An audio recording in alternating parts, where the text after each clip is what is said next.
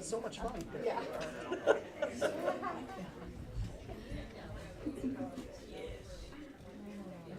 I don't know, it says Sheila's Daybook. It's in Sheila's Daybook. I know that. No one did it ask for the streamer. That's just. Started, you have to throw pipe or people walking in front of the stage to sit over there. Yep. Is the Vaccinations media remits. Yeah, pulled it out of your own. I'll be right now as soon as you get the picture.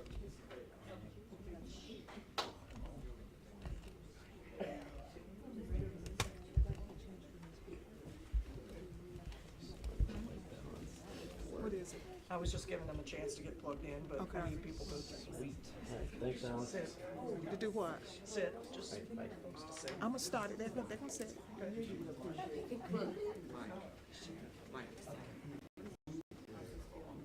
Yep. I received it even. Good morning, good morning. Give our media partners an opportunity to set up. Everybody good?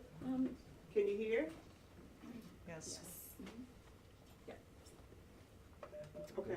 Good morning again, and thank you so much for joining us this morning for our back to school media briefing. We're excited about this new year and welcoming our students back, the remaining students back on Monday, August the 29th. And so this morning we have with us our acting superintendent, Dr. Whitney Oakley, along with Michelle Reed, Chief Operations Officer, and Angie Henry, who is the senior advisor to the superintendent. Thank you so much for being here. We will have a presentation. It's a PowerPoint presentation, and we do have copies of the PowerPoint presentation for you. So you don't have to worry about trying to go back and forth from Whitney, Dr. Oakley to the screen. And then after the presentation, we will open for Q&A. We ask that you do use the mic that you see. Peyton, can you kind of wave? If you would come to that mic, because we are recording for playback on GCS TV, and so we want to be able to hear your questions. So without further ado, Dr. Oakley, thank you. Thank you. Good morning, and welcome to the 22-23 Back to School Media Briefing. I am Whitney Oakley, Acting Superintendent, and happy to have with us members of our senior leadership team and district leaders here with us this morning. I want to thank you, the media, for being here today and for your important role in sharing this vital information with our parents and our community. As an educator, a parent, and a longtime resident of Guilford County, it is truly an honor to serve our schools. GCS is a great place to learn, work, and grow. I'm excited to share the wonderful things happening in GCS this morning as we prepare to embark on a new school year. GCS has outstanding teachers and staff, and I want to remind you that Leah Carper is the 2022 Burroughs Welcome Fund North Carolina Teacher of the Year, and Katrinka Brown is the 2022 Piedmont Triad Region Principal of the Year. In this picture, she's standing next to Eric Nagley, who was also the 2021 Piedmont Triad Regional Principal of the Year. These are just three of the many remarkable educators that are part of our public schools.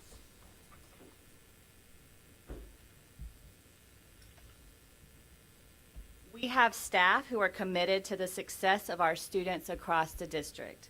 It goes without saying that it takes a community effort to meet the diverse needs of our students. I am proud of all of our employees who wake up every day ready to make a difference in the lives of our students. You may remember from last year, Thomas Fawcett from Peck Elementary, who turned 100 years old. We also have some of the best high schools in the state of North Carolina, according to the U.S. News and World Report. We are proud of our three schools who have been recognized by the National PTA as schools of excellence. We want to especially thank voters for approving 2 bond referendums in the past 2 years, enabling us to invest $2 billion to build and renovate schools that prioritize learning, improve safety and security, support workforce development needs, and strengthen our community. But let's not forget, we have overcome a lot in the last 2.5 years. The past 2.5 years have been hard and have redefined the way every school and every department has functioned. However, we have learned a lot, and we have pivoted to ensure our students are successful despite all the challenges that we face. Here are a few noteworthy items I know will be familiar to you. Our country has experienced learning loss across student groups. Real struggles with mental health issues, including students of color who have been disproportionately affected because of long-standing inequities, caused higher death rates in their communities, and as a result, many of our students experienced the loss of a loved one. COVID has been the story that has never ended. Just when we thought the Delta variant had gone, here came Omicron, and we began offering drive-through testing for students and employees this past winter break. And as if that was not enough, we had fewer people in our buildings to help deal with these complex issues. Nationally, teacher shortages have been prominent in the news, and Guilford County is not exempt. 44% of public schools reported having at least one teaching vacancy in January of 2022. 57% of public schools with one or more vacancies said that they increasingly needed to use teachers for work beyond their job descriptions. And the number of employed school bus drivers nationwide fell by nearly 15% from October 19th to October 2021. And of course, we have familiar challenges with HVAC issues and deteriorating facilities impacting our ability to teach students. We know that moving classes to gyms and media centers because of a broken pipe or a failing air conditioning is not helping us in the flow of the instructional day. During COVID, we struggled to bring schools back because of our aging facilities. An example, Swan Middle School is celebrating its centennial year. This school was built just 2 years after the last pandemic. But GCS did not give up. Whenever and wherever they were most needed in these last few years, they kept showing up, demonstrating remarkable leadership amidst unthinkable hardship. When the pandemic first came knocking, they rolled up their sleeves and buckled down, helping students make the swiftest transition to remote learning as possible. During the spring of 2020, when pandemic-related job losses were at their peak, we served between 33,000 and 34,000 meals daily. To ensure technology and access was not a barrier to student learning, we deployed 124 smart buses to apartment complex, mobile home parks, and other areas of our community that lack broadband internet connectivity so that students could learn online. We distributed more than 79,000 devices to students and staff and provided more than 2,400 MiFi hotspots to our students. I am proud that GCS made national news for some of our efforts, especially a district of our size, to pivot and ensure students had what they needed to be successful. Then, realizing the long road ahead, staff worked to help students regain a sense of normalcy without sacrificing their own health and safety. They kicked it into high gear to help students return to school with numerous safeguards and precautions in place. We were one of the first large districts in North Carolina and one of the first urban districts nationally to reopen 5 days a week for in-person learning for grades pre-K through 2 and the first to open for grades 3 through 5. Where are we now? We're moving forward. To overcome pandemic-related learning loss, we launched and expanded our nationally acclaimed learning hubs. The more days that students attended learning hubs, the more their language, arts, and math scores increased on average. 5,901 students attended these learning hubs at each of our 15 comprehensive high schools last year. Additionally, 5,246 students were tutored by more than 400 tutors during the 21-22 school year for a total of 66,910 hours of tutoring. I'm also excited to share that we saw a 140% increase in CTE credential attainment over the prior year, equipping our students to be globally prepared and enter the workforce. We have established new partnerships with universities and local groups. We know how important it is to keep students in the classroom. That is why we are working on expanding telemedicine services to more schools in partnership with Cone Health. Cone Health has a pending American Rescue Plan grant with the county as part of the recovery funds our county received. Safety is a top priority for me, and I know it is for you. We are exploring proactive ways to keep our students safe, keeping in mind that building and nurturing relationships with students and making sure that they have a trusted adult in the building is some of the most important work we can do. After many delays, the 2022 school bond has been certified, and we are so grateful for the support of our voters, investing in the future of our students and our community. And here we are again at the start of a new school year. Our efforts to recover from learning loss are paying off. Preliminary data shows students in schools saw learning gains compared to 2021. Some schools have preliminary 21-22 performance composites that are at or above pre-COVID levels. Stay tuned for an update when embargoed test data is released by the state on September 1st. We will continue doing what works to ensure our students are prepared to succeed in higher education or in the career of their choice, including extended learning time and high-intensity tutoring. Despite all of the teacher shortages and challenges experienced across the country, we are excited that nearly 200 teachers have joined GCS since June 28th of this summer.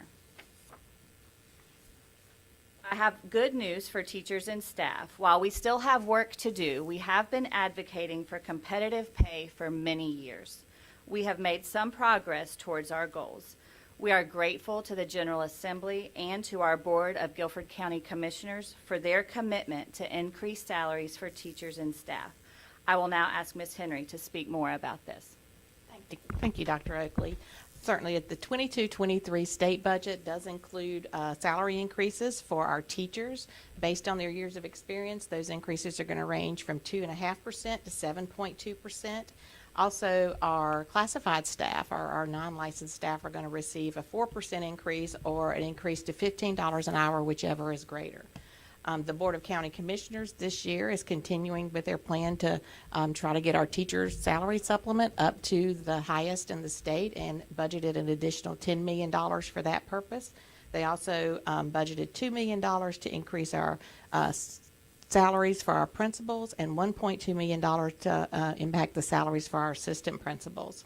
And then we continue to provide the $10,000 signing bonus for new teachers at our priority schools, as well as those hard-to-fill positions, which include but are not limited to math, science, career technical education, and exceptional children. And please be sure to visit our website if you know anybody who is interested in teaching for Guilford County Schools. Thank you. We know to keep our students and staff safe begins with meaningful relationships. We have been busy over the summer training staff. Multiple staff members at all schools have been trained to address suicide prevention and intervention needs. We continue to provide additional trainings to address the social and emotional needs of our students. And a national 988 crisis hotline launched this summer, providing critical mental health services to those who need it. We have been focused on enhancing safety and security. I will now ask Ms. Reed to speak more about this. Thank you, Dr. Oakley. As you mentioned earlier, safety and security is really important for all of our schools, and we have a few initiatives that we are introducing and or enhancing this year. Evolve is our touchless security screeners. They are going to be input into all of our high schools as of our open house, which will be on the 22nd. We're excited to partner with Evolve and really make sure that our screeners are in place by that time. We are enhancing our security cameras by updating by the fall our new video management system. This will allow for many of our cameras in our schools to be enhanced, and are looking at replacements in schools across the district over the coming months. Following a competitive process, we are also introducing our Pearson Wireless and partnering with them to do our radio controls for emergency responders. This ensures that radio responders in our buildings, emergency management folks in our buildings, are able to actually have our high frequency because of the buildings are actually built out of masonry and heavy duty materials. They can't fully hear or use the materials. They can't get their frequency out to other buildings, and so this is going to enhance their ability to actually have communications and coverage across all of our district buildings. We are also upgrading our Crisis Go app. This allows for, in the fall, students to anonymously report incidences directly with school leadership, which is really great for our student population to be able to do. And then finally, our One Card program is enhancing this year. We're expanding it to include RFID cards, which will allow for us to know student populations in all of our buildings and make sure that we know who are on our campuses. And we have partnered with Greensboro Police Department, as well as High Point Police Department and Guilford County Sheriffs, to complete and/or plan various active shooter trainings. One was actually completed on August 4th, and we actually have another one tonight with the High Point Police Department, which is going to be at the Green Street Baptist Church. So we look forward to continuing to enhance our partnerships with those entities. Thank you. We strongly encourage families to apply for free and reduced lunch. Even if families do not qualify for free lunch, we would like to thank the General Assembly for supporting students who qualify for reduced lunch to eat for free. We also think it's important to note that this year we have a new food supplier and have worked to improve our menus and our food options for school meals. I'll ask Ms. Henry to speak a little bit more about this. Thank you, Dr. Oakley. So the federal waivers that were in place that allowed us to feed all students free breakfast and lunches for the last 2 years were expired on June 30th. So now families are going to be being asked to complete applications so that they can qualify for free or reduced price meals. As Dr. Oakley mentioned, if you do qualify for reduced price meals, the General Assembly is funding the cost of that reduced price, and so families will not be charged for the 22-23 budget. I am proud of the improvements we have made with bus routes to ensure our students have safe transportation to and from schools. I'll ask Ms. Reed to speak about the current transportation enhancements. Absolutely. Thank you, Dr. Oakley. So we have implemented a new bus routing system. Previously, we used Edgelog. We are now implementing Bus Planner.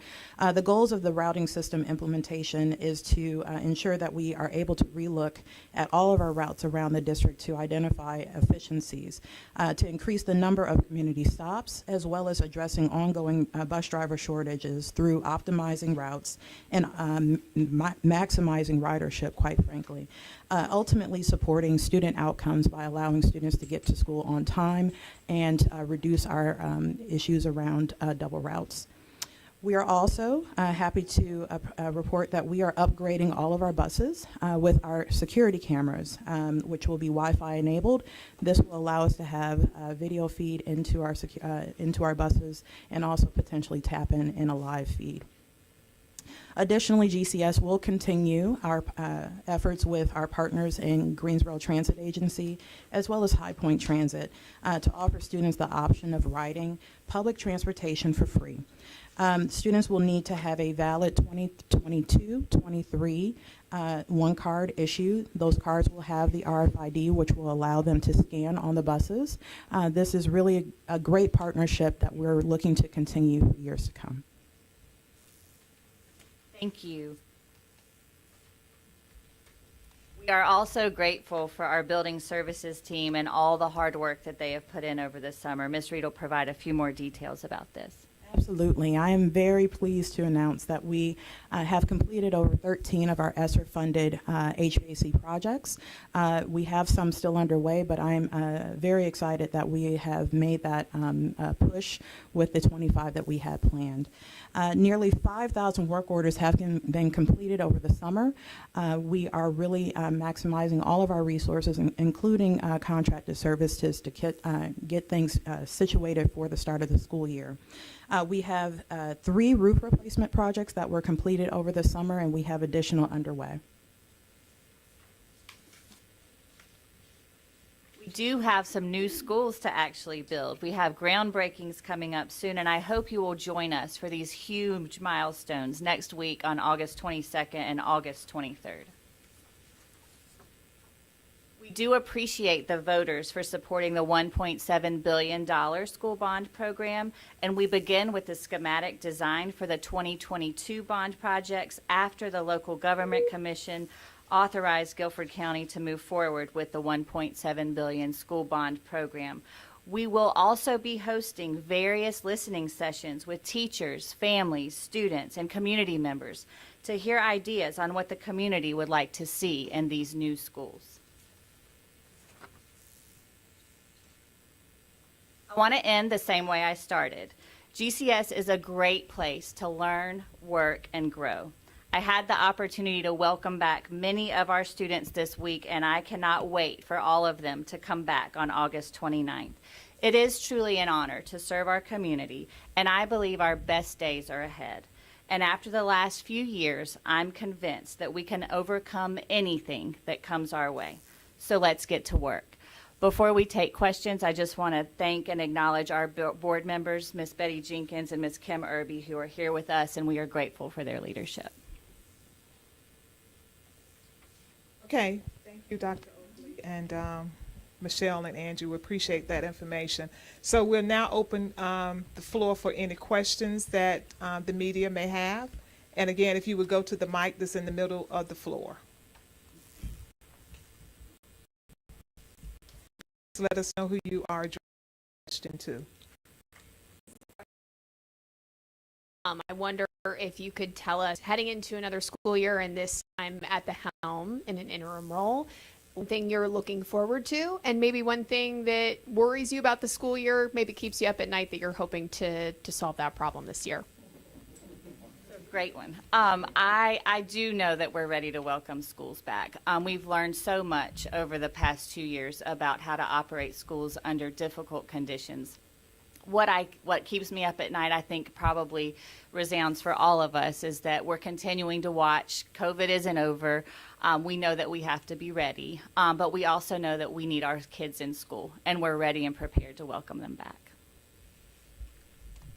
Question would be for Michelle Reed. So we talked, I think, last year about the HVAC issues. It's still pretty hot. Kind of give us an update about what's going on with that right now. I saw 13 projects completed, but I know there's many, many more. Sure. So we have 13 projects completed, as I alluded, and those are major renovations, major projects of equipment that needed to be replaced. There are ancillary, about 40 projects that we have currently, work orders that we're working on. Those are spot issues within a building. But again, as I alluded last year, we need funding in order to do a large system replacement. That includes all of the piping and various other systems that feed the large units. So that is a $7 to $10 million effort. So we continue to identify and triage all of the onesie-twosies that we get in each building. But again, we really want to focus on our larger efforts. Good morning. My question is for Dr. Oakley. I saw that you mentioned that you brought on over 200 teachers to start the new school year. I wanted to ask how many teacher vacancies are still open at this point? Sure. Yes, we have hired nearly 200 teachers since June 28th, and vacancies are a moving target. Since we've been here, we're hiring teachers. We do have 37 teacher vacancies as of this week. But it's important to remember that we've been through this, right? I think during the Omicron period, we had to do coverage. We had to leverage our licensed staff. We have substitutes, retirees, and other licensed central office staff who are ready to stand in if needed as we start the school year. Follow up on that question for you, Dr. Oakley. There was a study published this morning taking a look at teachers in schools across the nation, and also looking at the types of people that were being hired to fill those roles. In this study, it says that North Carolina has more than 14,000 underqualified people in classrooms, which is the third highest in the nation.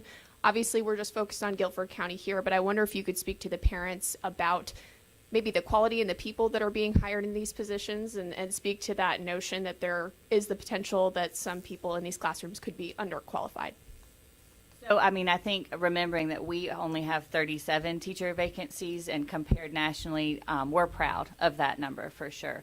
Also, North Carolina has state requirements on licensure that we have to follow in order to employ teachers. So we have qualified teachers who are filling those vacancies. I'm also proud of that our Board of Education has continued to deeply invest in professional learning for our teachers. So even as we hire new teachers or teachers who may come in with an alternate license, we're able to give them the support they need to be successful. Not about teacher vacancies, but bus driver vacancies. Where are we on that? And I know you all are continuing the partnership with Greensboro Transportation, High Point. Do we foresee that students are going to need to use that, or is it just kind of be given an option? I'll start and you can fill in if that's okay. During the summer, you just heard that our transportation office was able to do some optimizing of bus routes, which will certainly help address the ridership and address bus driver shortages. We currently have enough drivers to provide transportation to all students who have requested it. It's important to keep in mind that some of our bus drivers will still be running double routes. The partnership with the Greensboro and High Point Transit Authorities is an option. It's an option for our students if they want to use that. Many students found that to be an efficient way to get to school, but it is just that, an option. Currently, there's 53 driver vacancies, but that's out of 405 positions. It's also important to put this up against what we experienced last year. So you'll remember, I think, in December and January, at the peak of Omicron, we had to suspend the transportation for some of our high schools. That was because we had nearly 1/3 of our drivers who were out due to COVID or other illnesses and vacancies. We're in a much better place now.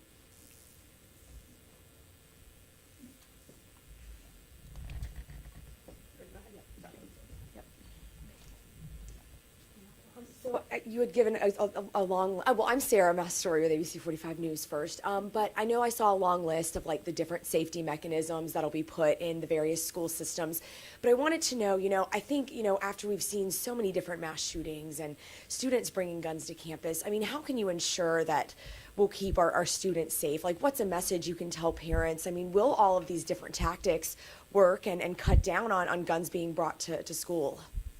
So, I mean, I can tell you that safety is our top priority, and that we are on schedule with the safety measures we've put in place. Mr. Ritchie will remind us, and I'll ask him to come fill in if you don't mind, but the relationships that we build with students is the number one thing that we can continue to focus on. All students need to have a trusted adult in the building. Will these tactics work? We will do our best to make sure that they're in place. We can't control for every incident. What we can do is make sure that we are forming relationships with our students and training on safety protocols. Mr. Ritchie? Certainly. So that is the most important piece, is the relationships in. But you're asking if all of this will lead to, and the question, the piece I'd like you to look at is think of each one of those thoughts that were on the list, right? Every little piece. That's one more layer on security. So that's one more focus on it, one more person that's paying attention, one more step to keeping it safe. So all of this works to that combined plan along with the relationships to really move that on. I also like to point out that, thank goodness, knock on wood, however you want to put that, our district really did not have a huge proliferation of guns. We're doing this proactively. So the message that there were a lot of guns in the schools, there weren't. But we're doing this proactively to make sure they're not, because, as you said, on the national level, we're seeing that. And so what we really want to do is get ahead of that and make sure that it doesn't come to Guilford County. Sure, just a follow-up to that. real quickly, how much in total? I know it's probably a lot for all the different safety techniques, the different equipment. How much would you say was spent on school safety for this techniques, the different equipment? How much would you say was spent on school safety for this upcoming school year? I think that's something we'd have to get the detail back because it's moving. Like we just did this radio scanner, so we'll need to add that in and get that number back to you. I do want to remind everyone that the $1.7 billion bond includes safety and security upgrades for all of our schools. Thank you so much. Continuing on with just the school safety conversation, there are other districts and counties in our area that have pushed really hard to get a school resource officer in every single school as one of those pieces of added extra layer of security. I haven't heard about any of those conversations yet in Guilford County, but I wanted to ask your thoughts on that, Dr. Oakley, or is that something that is happening in conversations behind the scenes here? We followed the data around that. We presented on it at the last board meeting. I think we looked at the percentage of incidents that happen in our middle and high schools get us into the 99% range. We know that the training at our elementary school level and the new buildings that will have vestibules and things of that nature is the best route we can go with elementary schools. Having a police presence in elementary schools, there's just not data to support that that's effective. We saw that Northwest Guilford High School had raised, I think, $500,000 to renovate, I think, 23 mobile classrooms. I wanted to just kind of get your reaction on that and see kind of how would that have any impact on bond spending or general spending. So, community gets behind individual schools all the time. And we know that Northwest has had mobile units for some time because they've had overcrowding for some time. At the district level, our facilities master plan addresses schools in order of need, and we're committed to stick to that. We also know that it includes more than $360 million for deferred maintenance and plan to use that in order of our facilities master plan. We're always grateful when the communities rally behind schools and appreciate that effort. Questions going on in the new school year. You talked a little bit about learning loss, and I know one of the big things that we've talked about all year and throughout the pandemic over the past couple of years is those missing students. You know, the students that have been hard to track down on virtual learning, and even continuing into this year that have just seemed to disappear. I wonder, how have you been able to track down those missing students, and is there anything new that we're prioritizing or doing to make sure that we get those kids back and connected in the classroom? Sure. So again, across the nation, public education saw declines in enrollment, and we have done targeted efforts using social media and mailings and school counselors, boots on the ground to try to recover. We'll know more when we get to the 10th and 20th day of school where we have a point of comparison. All I can tell you right now is our attendance and enrollment at our schools who have already begun is at par with what we expected. So we're pleased with the numbers that we're seeing of students coming to school, like here at Blueford and at our other restart and our extended year schools.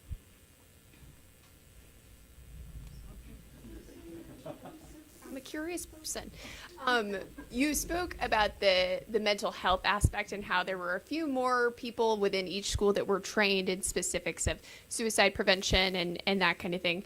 I wonder if you could talk a little bit more about maybe the resources available and that emphasis on mental health. We're seeing it become more of a problem in kids younger and younger, maybe just easing parents' minds that there is someone inside of every school that's on their kids' side. If you could speak to that. Absolutely. It's not unlike school safety that the relationships with the adults is critically important in addressing mental health needs. We do have more staff that have had more training around how to recognize and identify a potential mental health issue. We're also making sure that we inform parents. Our school counselors are there and trained. Our school psychologists are mental health professionals and that are there and trained. And it's going to take all of us, right? We have to make sure that we have those relationships and that students feel comfortable sharing when they have a concern. Could you all talk about a little bit about the new partnership with internet service for Guilford County families that you all, the pilot program that you all are starting? TDI piece. Yeah, yes. So we have been working for about a year with TDI. It's a broad partnership that they have formed as a coalition. We are excited to introduce the pilot. We're at the infancy stages of the pilot, so I think more to come in the next few months. Can you just talk about why this is necessary and kind of what led to the pilot program? Like what made you say, oh, we need to do this? Yeah, I mean, I think when we first started, the first thing we did when schools closed in March was think about getting food. And quickly thereafter, we were thinking about how to do school from home. We didn't know how long it was going to last. And we learned very quickly that in our own county that there were pockets, particularly those in hyper-segregated areas of poverty, that did not have access to broadband internet. We used the data from the census maps to show us who did not have access. And we targeted high-density areas, apartment complexes, and it still doesn't exist. And in many cases, families are being asked to pay exorbitant amounts of money to get access to broadband connectivity, and that's when we realized it was an issue. And we're hoping that this pilot will help us begin to address it, but it's widespread. It's not just in the city.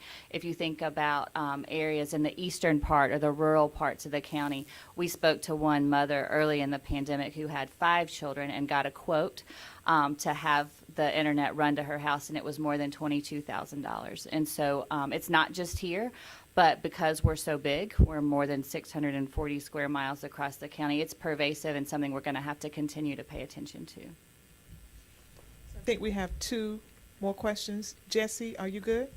I was gonna, I can ask questions now, or I could ask them after, whatever you prefer. I don't know if you did it on video, but I'll go ahead if you want me to. Yes, please. Can you step to the mic?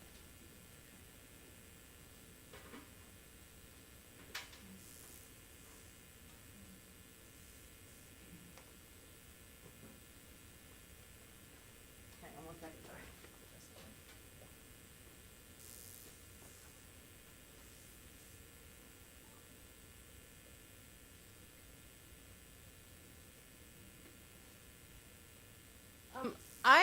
I am wanting to understand and know a little bit more about on the academic side, specifically sort of the specific, like what's new for this school year.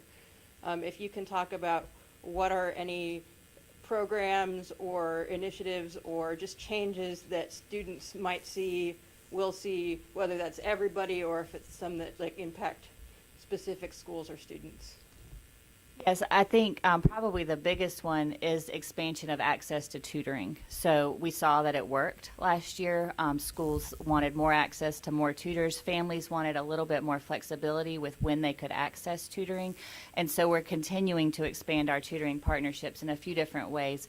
One will be that students can make appointments for virtual tutoring across subject areas, which is exciting. Another one would be that we've increased the number of graduate assistants that we're partnering with. So both UNCG and North Carolina A&T State University have been great partners in providing graduate assistants as tutors.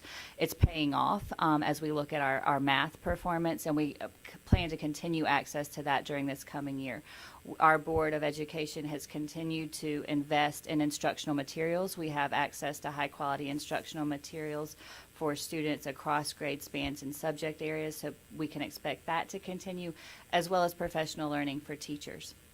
I know there was some talk last year that the middle schools, I think, I'm not sure if it was the learning hubs or tutoring, but I want to say somebody said something about one of these initiatives expanding to middle school students. Is that starting yet, or is that yet to come? So tutoring is K-12, elementary, middle, and high schools. Learning hubs currently are in our high schools. We are looking at piloting some middle schools. We've applied for some grants. So when we know those grants, we'll be able to consider whether we're able to extend learning hubs into our middle schools. Anything else specific about, like, just something that's, that's new? Parents, students will see it. They'll say, I haven't seen this before. This is new to me on the academic side. Our state standards have stayed the same from last year to this year, and so we just continue to plan on those additional supports, those learning supports for students that I previously mentioned. Thank you.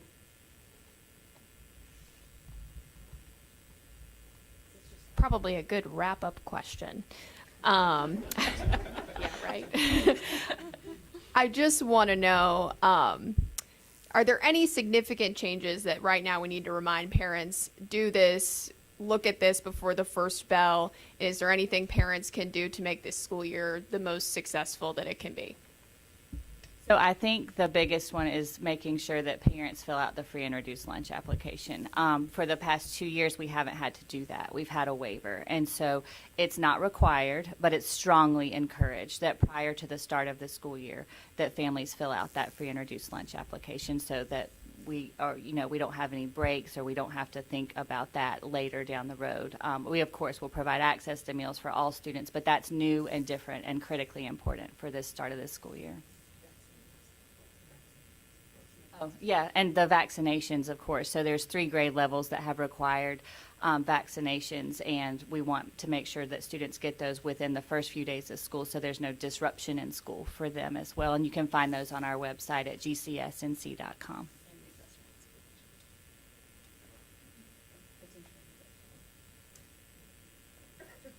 Okay.